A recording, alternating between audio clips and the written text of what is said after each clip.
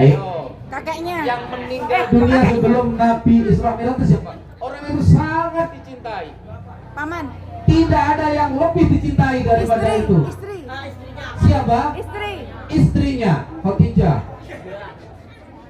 Khadijah itu sebenarnya Jodoh. loh, walaupun janda lebih cantik dari kamu.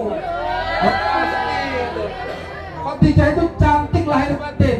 Ketika semua orang memusuhi Nabi Muhammad, Khadijah itu berdiri di paling depan membela Nabi Muhammad. Luar biasa. Wah. Ketika orang memusuhi Nabi Muhammad, Khadijah ini menyerahkan seluruh harta bendanya untuk perjuangan. Hebat perempuan. Tepuk tangan untuk para perempuan. Maka jangan dihina perempuan. Iya. Udah, jangan terlalu lama tepuk tangannya. Kenapa? Karena tanpa perempuan dunia ini hancur. Loh, apalagi orang perempuan tidak mau lagi melahirkan, wah berakhir dunia ini. Jadi syukurilah kalian perempuan yang oleh Allah diberi kesempatan untuk bisa melahirkan generasi-generasi berikutnya. Khadijah meninggal, Rasul sangat menderita, sangat kanan, manusiawi banget. Karena Nabi Muhammad walaupun juga Nabi, beliau juga manusia. Sehingga ketika ditinggal mati oleh istrinya, Nabi Muhammad sangat susah.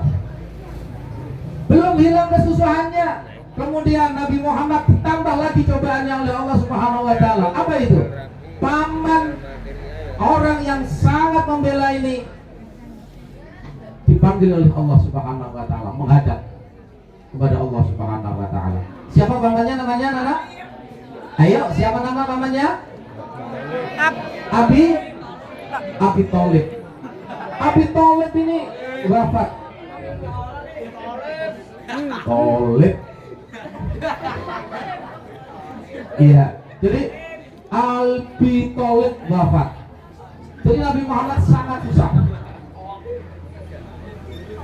Bahasanya saya apa?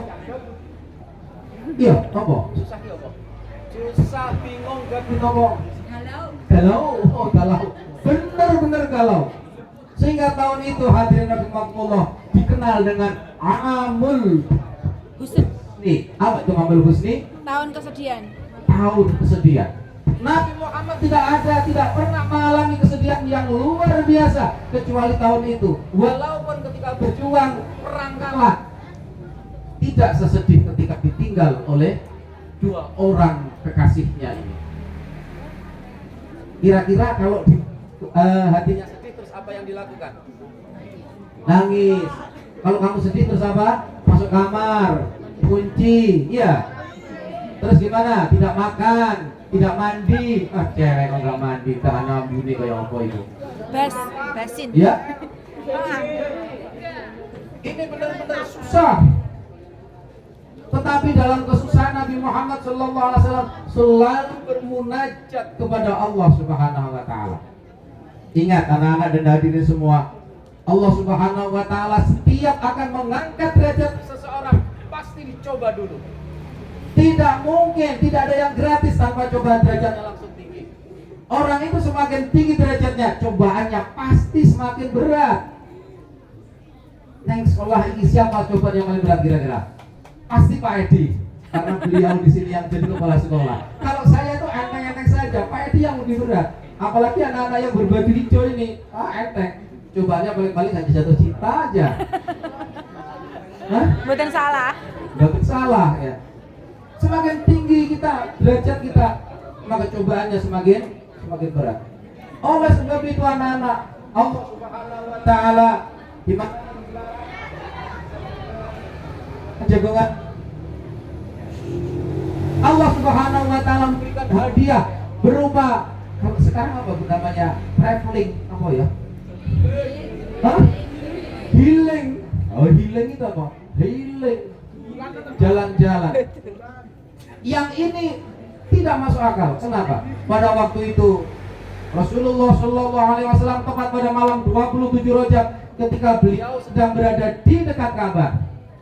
Pada waktu itu sebenarnya beliau tidur, diajak datang oleh malaikat. Diajak apa? Sesuai dengan ayat Subhanallazi asra bi'abdihi lailan minal masjidil haram ilal masjidil aqsa. cerita saya tadi tentang jam tadi belum berlanjut. Kok bisa, apa bisa?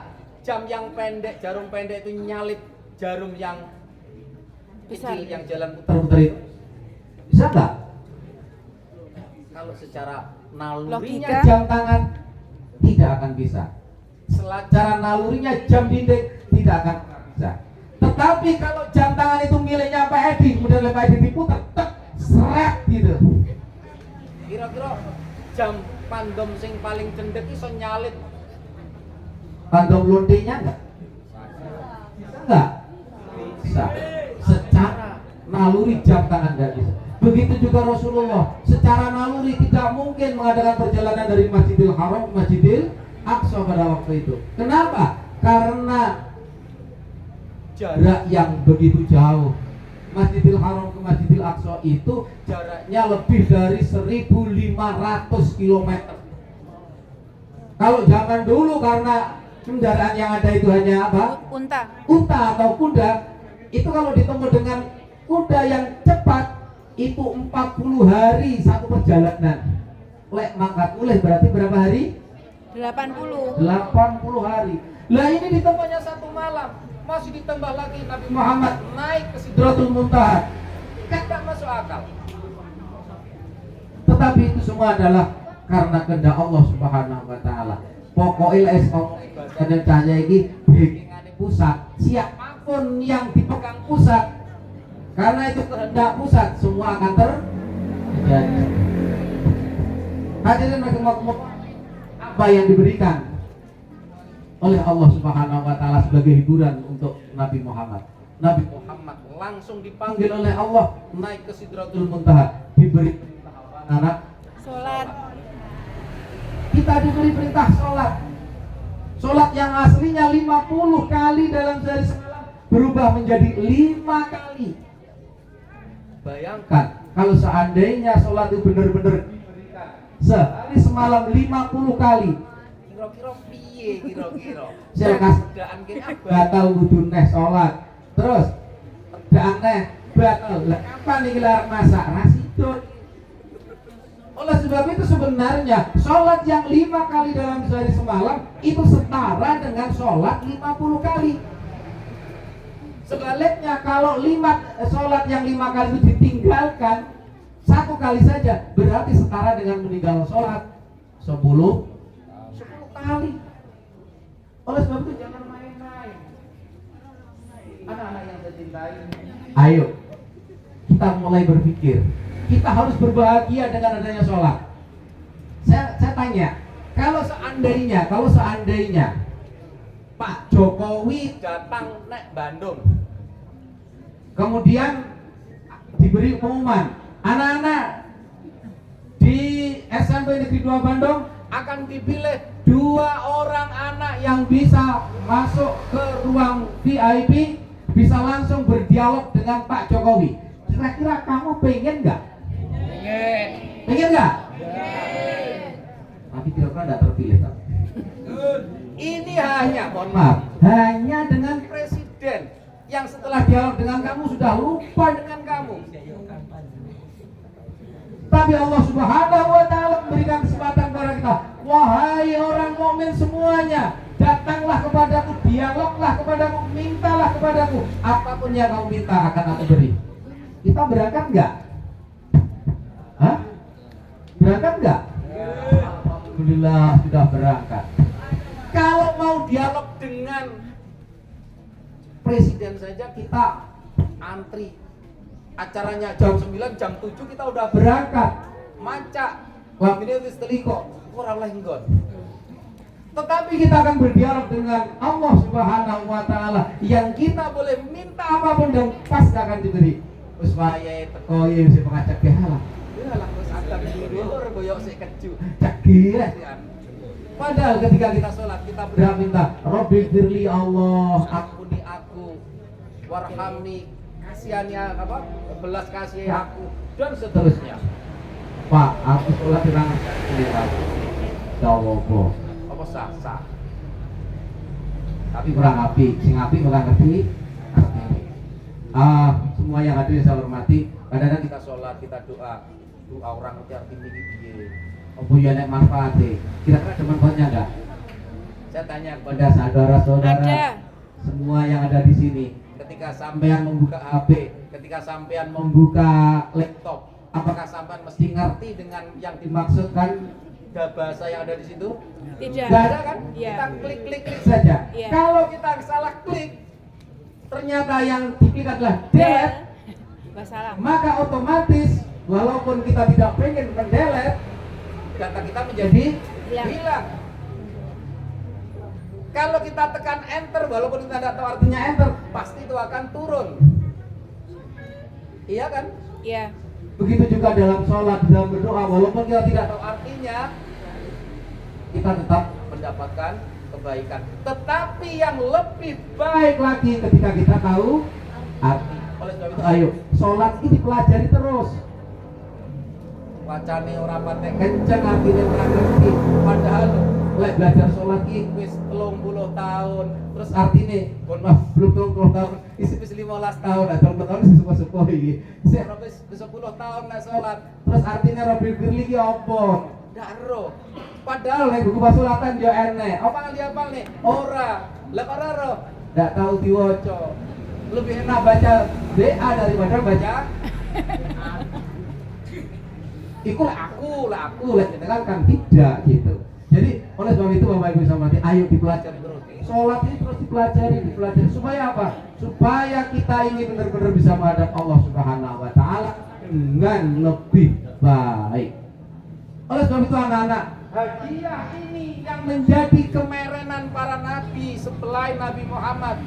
Mari kita terima dengan baik. Ketika sholat itu datang, ayo kita datang. Dipanggil. Panggilan Allah itu ada minimal 3 Bapak Ibu sahabat dan anak-anak. Kalau biasanya yang dibiasakan dibahas itu mau panggilan kaji. Aku oleh panggilan luang orang budal kaji. Alasannya bangga oleh panggilan. Padahal panggilan Allah itu ada 3. Panggilan Allah itu 3. 1 Dan azan, panggilan sholat. Ini ya biasa-biasa saja. Panggilan sholat, rumah adzan, dan budal. Yang kedua panggilan haji. Panggilan haji itu kalau memang udah dipanggil memang udah sampai sana. Tapi ada juga yang dipanggil rotor-rotor endap.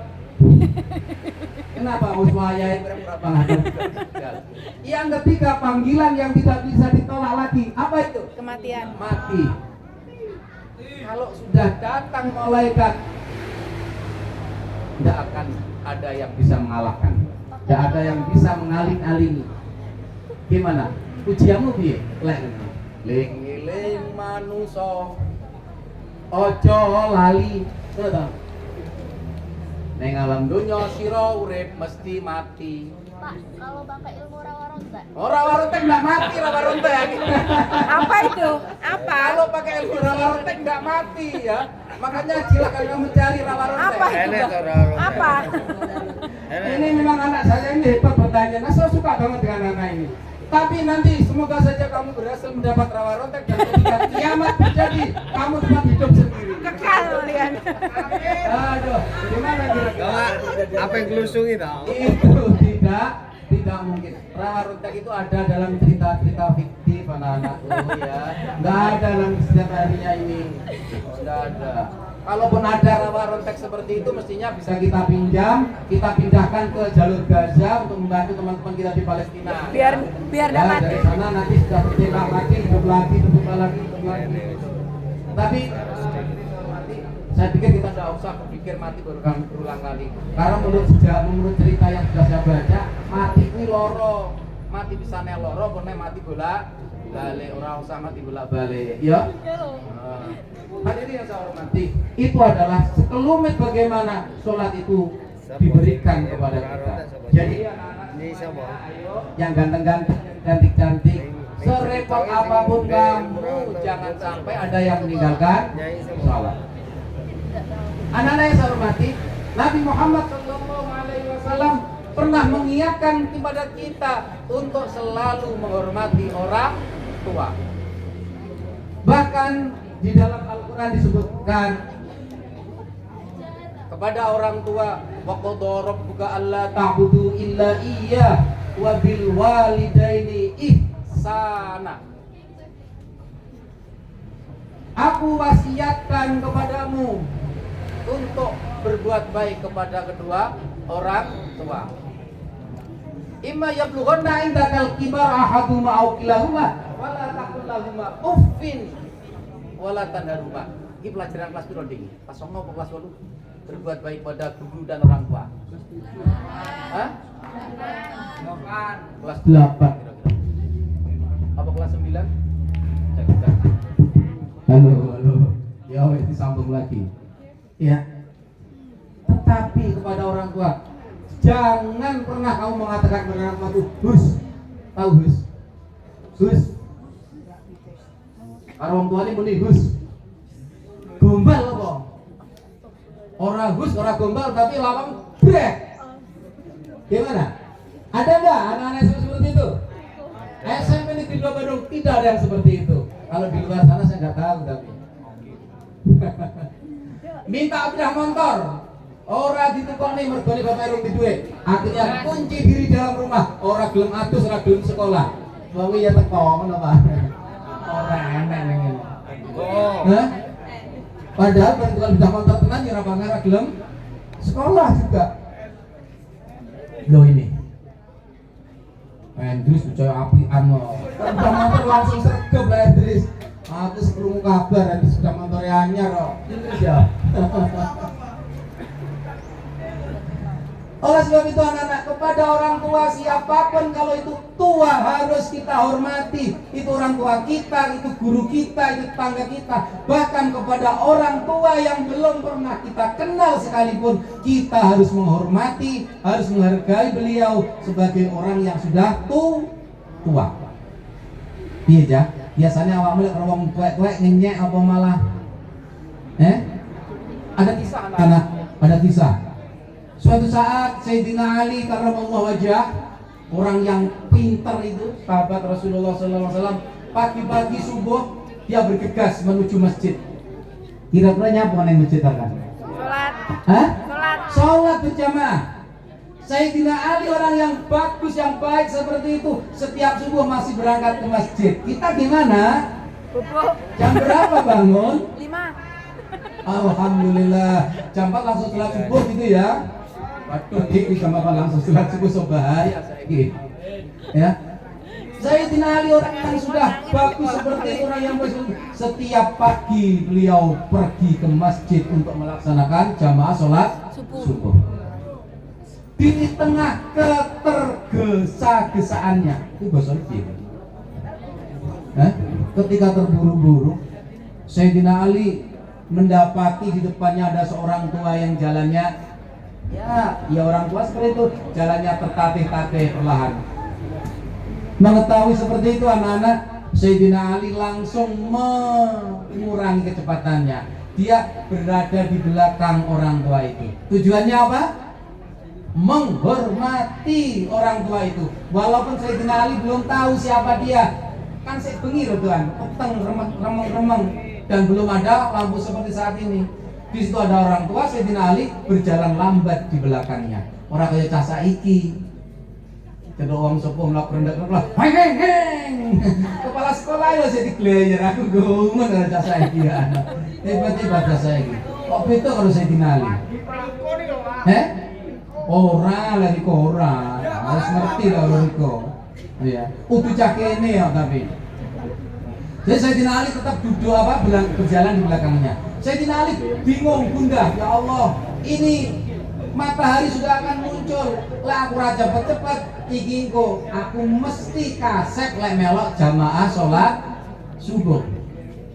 Terus piye anak? Sayyidina Ali tetap saja berjalan di belakang orang tua ini.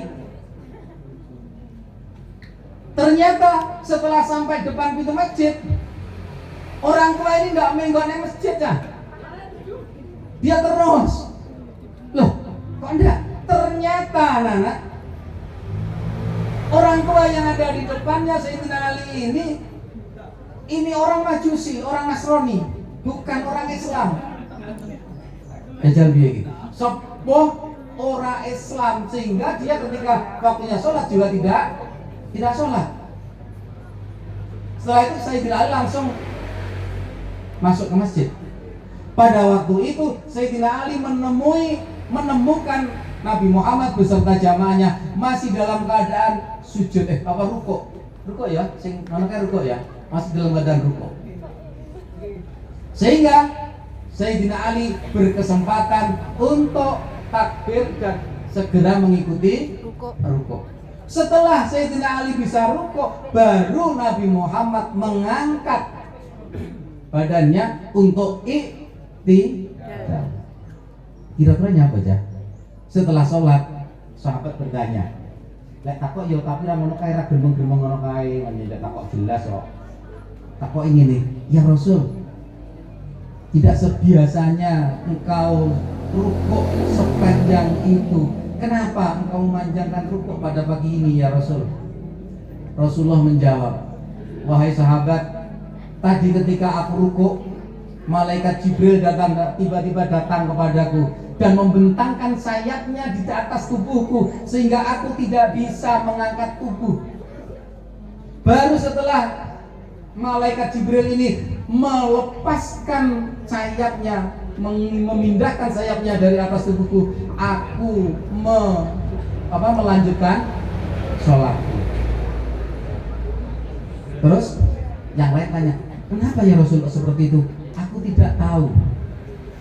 Pada saat itulah malaikat Jibril datang akhirnya, anak-anak, wahai Rasul Muhammad SAW, ketahuilah, ketika engkau sedang rukuk tadi, aku diperintah oleh Allah Subhanahu wa Ta'ala untuk memperlambatkan sholatmu karena menghormati Sayyidina Ali. Tidak ada Sayyidina, karena menghormati Ali yang pada waktu itu menghormati orang tua Nasrani. Ya. Tidak hanya itu, ketahuilah bahwa tadi Allah Subhanahu wa Ta'ala juga mengutus malaikat Mikail untuk memperlambat perjalanan matahari sehingga matahari tidak segera naik. Anak-anak dan hadirin saya hormati, ada hikmah yang luar biasa di sini. Apa itu?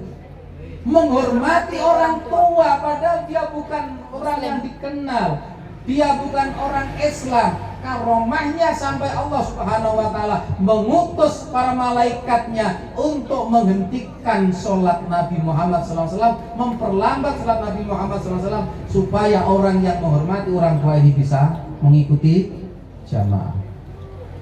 Padahal itu orang lain.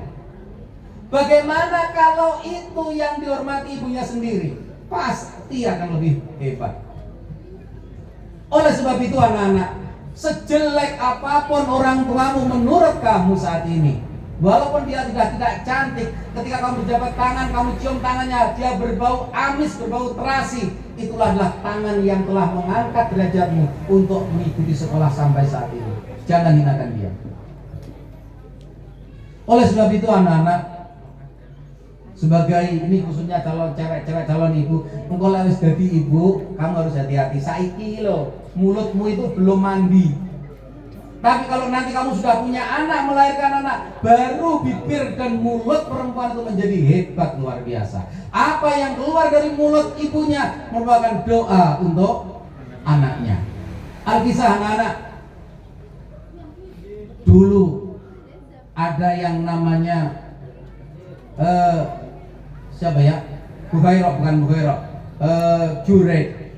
Juret itu orangnya luar biasa. Pekerjaannya setiap hari hanya ibadah dan ibadah. Luar biasa Juret ini. Enggak pernah Juret itu kok ngerasani. Apa ngerasani? Hibah bersama. Apa bu ngerasani? Hibah bersama.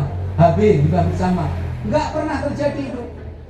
Dia kerjanya baca Quran, sholat, baca Quran, sholat. Suatu saat anak-anak, ibunya ini seorang janda. Ibunya seorang janda, dia manggil-manggil, Juret. Ini sudah tua ibunya. Juret. Pada waktu itu anak-anak, Juret sedang sholat, tapi sholatnya bukan sholat wajib, sholatnya sholat sunnah. Juret cewek apa cowok? Juret itu laki-laki. Juret itu laki-laki juret. Jernih.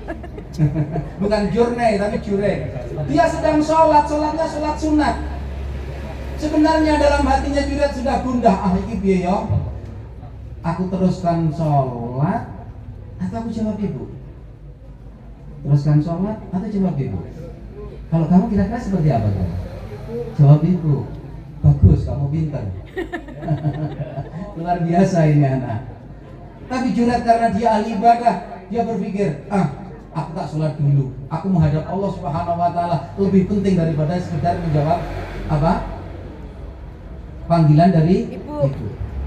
Tapi ternyata hadirin rahimakumullah, sang ibu yang tua ini mungkin dalam kondisi yang tidak nyaman sehingga terlontar ucapannya, ya Allah, juret anak yang sudah aku besarkan, saya panggil tidak lagi menjawab. Semoga juret tidak akan mati sebelum mendapatkan kutukan, sebelum mendapatkan fitnah dari Allah Subhanahu Wa Taala. Umine ngono, ya muga-muga ora mati lah orang oleh kutukan, lah orang oleh musibah. Bersih jarak. Apa yang terjadi anak-anak? Tidak lama berselang, ketika subuh datang, di pojokan masjidnya itu ada seorang perempuan yang menangis. Berdiri, nangis sih rasanya rame, harus nangis cewek. Ketika jamaah datang ditanya, hei kamu siapa? Aku perempuan yang hamil. Lo kok di sini? Iya. Aku minta pertanggungjawaban. Kamu jangan percaya lagi dengan juret. Walaupun itu kamu anggap sebagai kiai kamu banyak sekarang, tapi dia telah menghamili aku. Seperti ini kenyataannya. Jadi perempuan ini datang di pojokan masjid, dia mengatakan telah dihamili oleh juret. Kayak ngono Cak. Akhirnya gimana? Iya, semua jamaahnya percaya. Juret ditinggalkan oleh kaumnya. Bahkan sampai masjidnya juret dibakar oleh jamaah. Karena apa? Kecewa. Selama ini dianggap sebagai orang yang hebat, ternyata menghamili perempuan. Kalau menghamili laki-laki nggak mungkin ya? Nggak mungkin. Yang dihamili mesti perempuan tuh. Terus apa yang terjadi anak-anak? Ya sudahlah. Kalau kamu dapat percaya dengan saya, tunggu saja nanti.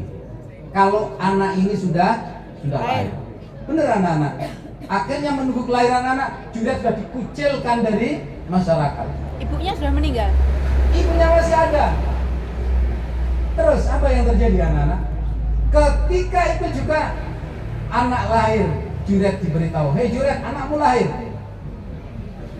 Maka ketika setelah lahir itulah juret datang, ya hulam, hei bocah, batangnya bocahmu didudul dari jarinya. Hei hulam, ya hulam, man abak, siapa bapakmu? Biridallah, karena memang juret ini orang yang baik, orang yang ahli ibadah, orang yang dekat dengan Allah Subhanahu Wa Taala. Bayi ini bicara. Ya juret, ketahuilah bahwa bapakku adalah seorang pengembala kambing. Awas sama bukan saya loh ya. Oh nanti pengembala kambing dikira aku. Aku juga pengembala kambing loh. Nah, sama seperti ya dia, apa-apa.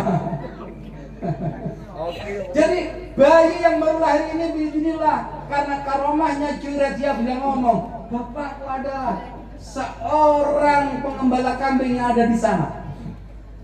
Akhirnya dicari, apakah benar di sana ada pengembala kambing? Ternyata iya.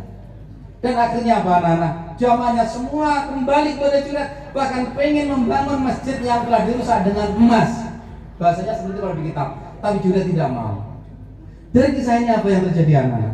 Ternyata ketidakpatuhan kita kepada orang tua dan doa orang tua, khususnya ibu kepada anak, begitu hebat. Oleh sebab itu saya pesan sekali lagi, pesan kepada engkau semua, wahai ibu-ibu para manusia, calon ibu manusia, nanti kalau sudah punya anak, berkatalah yang baik. Jangan pernah berkata jelek kepada anakmu. Senakal apapun anakmu, katakanlah anakku hebat, nanti calon presiden ini. Wah, bener nggak kira-kira? Kalau di sekolah ini, wahai ibu-ibu guru, jangan pernah marah kepada anak-anak. Orang jangan pernah marah kepada anak-anak. Dengan catatan apa, nak? Wahai anak-anak manis dan cantik, ganteng-ganteng semua, jangan pernah kau buat gurumu marah. Paham?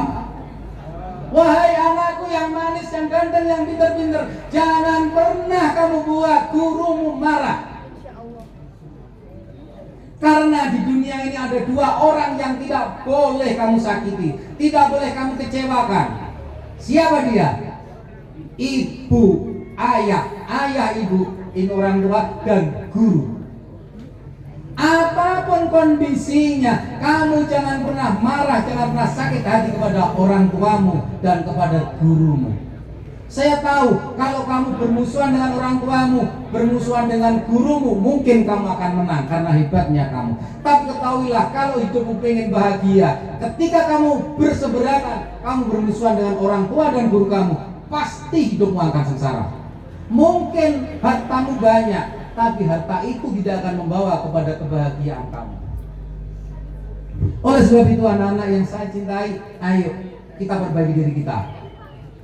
Ya, sekolah ini artinya sekolah, wis ora usah neko-neko. Apapun yang diperintahkan guru, laksanakan, walaupun kadang-kadang koyo ndak masuk akal. Tapi saya yakin, seyakin-yakinnya di S-Pan 2 ini yang diperintahkan oleh guru kamu semua masih masuk akal kamu, karena kamu belajarnya di sini. Tapi kalau kamu belajarnya di sana yang lain, seringkali ada perintah-perintah yang kadang-kadang menurut akal tidak bisa diterima, tetapi ternyata memang demikian keadaannya. Oleh sebab itu saya berharap setelah acara apa ini mau Isra Mi'raj, masukkan tulisan bukan itu lali aku. Ya. Ketika kita sudah menyelesaikan ini, mari satu, kita perbaiki sholat kita. Sanggup anak-anak ya? Siap ya? Ini bukan untuk saya, untuk kalian sendiri-sendiri. Sholatnya diperbaiki, syukur kalau berjamaah. Sing nomor loro, ayo perbaiki hubungan dengan orang lain, dengan orang tua, dengan guru. Jangan pernah sakiti beliau, jangan pernah bermusuhan dengan beliau. Hadirin yang saya hormati, jam 9 sudah pas jam 9, tapi sampai setengah 10 jangan-jangan. Hah? Loh, kowe lu ngerti lo kesel aku ngati karo omong kira kesel enggak kira-kira? Oh, aku ini pengawal kok ngomong ini saya luar biasa ceramah ada pengawalnya ya masih hari ini. Ini anak-anak yang terbaik saya memang dua-duanya ini luar biasa. Terima kasih Pak Ali yang sudah memilihkan untuk pengawal saya. Semoga pengawal-pengawal ini setia dengan saya. Mohon maaf apabila ada kekurangan dan kesalahan. Wallahu yatawalla sabil. Wassalamualaikum warahmatullahi wabarakatuh.